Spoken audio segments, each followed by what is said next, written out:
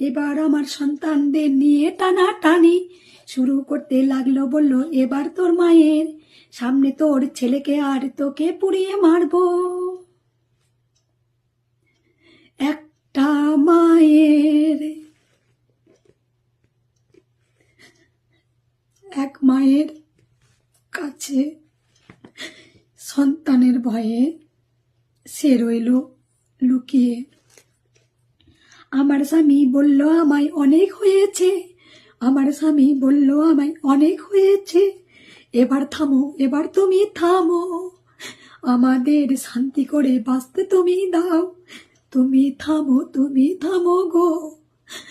আমাদের যে শেষ করে দেবে, তোমার ওই ছোট্ট শিশু গোপালকেও যে শেষ করে দেবে, আমাদের পাশে কেউ নেই